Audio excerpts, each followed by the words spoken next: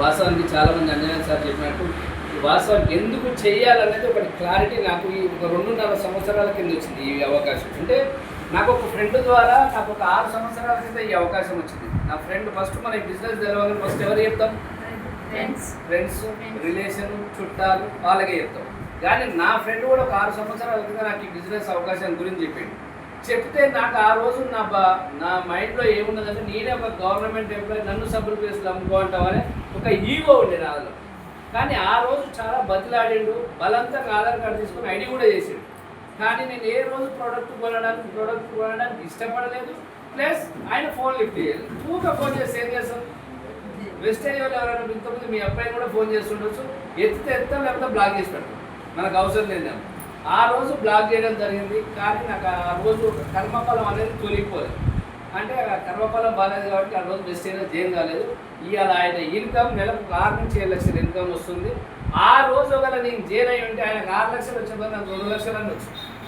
కానీ నాకు అయ్యేలా అవకాశం లేదు. మా మేడం కూడా తర్వాత రీసెంట్గా 6 సంవత్సరాల తర్వాత హైదరాబాద్కి వచ్చినాక నేను ఆర్టీసీ డ్రైవర్గా పనిచేస్తూ నెలకు 50,000 ఇన్కమ్ వచ్చేది.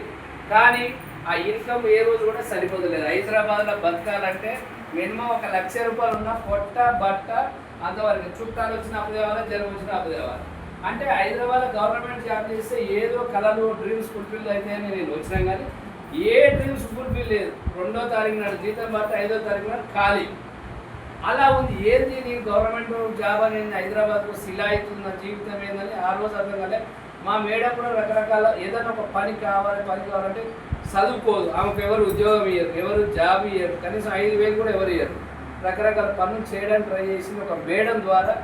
ఆ మేడం ఇట్లా చెప్తే సబ్బులు పేస్ట్ పోతాయంటే నా ఫ్రెండ్ 6 ఏళ్ల కింద నేను చెప్పాడు, ఇలాంటివి నమ్మవలసిన అవసరం లేదు, ఇంత కష్టపడితే డబ్బులు వస్తలేవని దాన్ని రిజెక్షన్ చేసిన.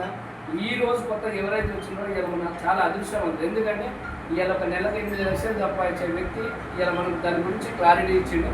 కానీ అట్లా కూడా నేను ఒక పాయింట్ దేని కరెక్ట్ అయినా అంటే ఒక 4 నెలలు నువ్వు ఏదైతే జీతం రాగానే నెలకు 4,000 5,000 ఆమెకు ఇచ్చేసేది.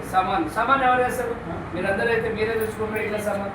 అయితే ఆమె ఏమన్నది ఒకటే మాట అంటే ఒక 4 నెలలు నన్ను వదిలేదు, ప్రోడక్ట్ చూద్దాం, వాడదాం, తర్వాత నచ్చితే వేరే వాళ్ళు చెప్పినా లేకపోతే వదిలేదేవాళ్ళు.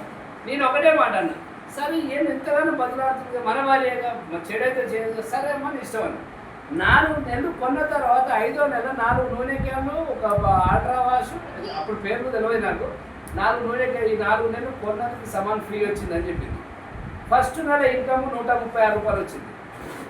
ఇదేదో 4 నెలల తర్వాత వాస్తవానికి బిజినెస్ అర్థమైంది. ఇన్ని సంవత్సరాలకి వెళ్ళి డిమాండ్లో పొందుతున్నాం, ఇక్కడ పొందుతున్నాం.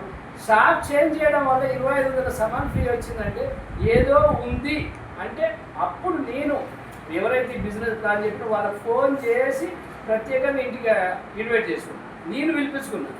అసలు ఏంది 4 నెలలు పోతే ఫ్రీ రావడం ఏంది, 1 లక్ష రావడం ఏంది. ఆ రోజు చెప్పినప్పుడు కూడా స్టేట్మెంట్ మా సార్ నమ్ముతున్నాడంటే ఒక 6 నెలలు స్టేట్మెంట్ కూడా పంపించు. My great apply Rajupalli sir ఒకసారి గట్టిగా క్లాస్ చేయొచ్చు. ప్రతి వ్యక్తిని మీకు ఏ రూపంలో రావచ్చు. ఒక ఇలా ఫ్రెండ్ రూపం వచ్చింది. ఇలా రాజుపల్లి సార్ అనే వ్యక్తి, అంజనేయ సార్ అనే వ్యక్తి మాకు రిలేషన్ కాదు, ఫ్రెండ్ కాదు, ఏది కాదు.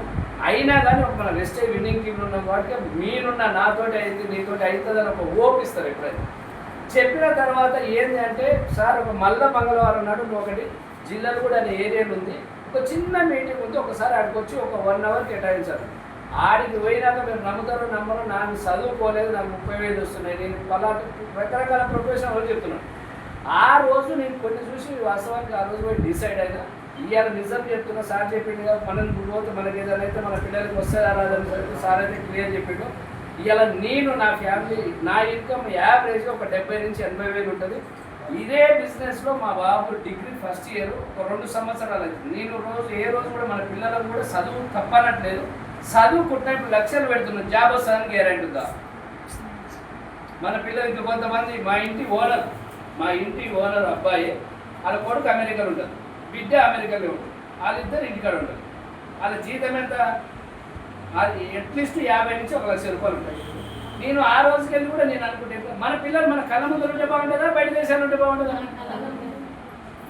నిజం చెప్పండి, బయట దేశాలు ఉంటే బాగుంటుందా, మన కళ్ళ ముందు ఉంటే బాగుంటుందా? మన పిల్లలు మన కళ్ళ ముందు ఉంటే మనకి ఏమైనా సపోర్ట్ ఉంటుంది. వాళ్ళిద్దరు వారం నాడు పోతారు, నెల నాడు పోతారు, ఉస్మానియా ఏదో హాస్పిటల్ పోతారు, ఇంక సంచి గోళీలు తెచ్చుకుంటూ తింటూ ఇక రోజు వాళ్ళకి ఎప్పుడైనా వీలుంటే వీడియో కాల్ చేస్తాం. మరి అదే మన పిల్లలు మన వెస్టేజ్ వచ్చిన తర్వాత మన పిల్లల్ని మన వెస్టేజ్లో చేరిపోయడం తప్పేంది? జాబ్ వస్తానికి గ్యారెంటీ లేదు. మా బాబు నుండి లేచిన యావరేజ్ ఒక 60 నుంచి 70,000, హైయెస్ట్ ఇన్కమ్ 86,000 తీసుకుంటూ ఒక 60 నుంచి 70,000 తీసుకొని మన కళ్ళ ముందు జరుగుతుంటే ఎంత మంచిగా ఉంటుంది. 18-19 సంవత్సరాలు ఇలా 60-70,000 అంటే 2030 వరకు ఆయన పెళ్లి కోసం మినిమం ఒక 5 లక్షలు ఉంటుంది.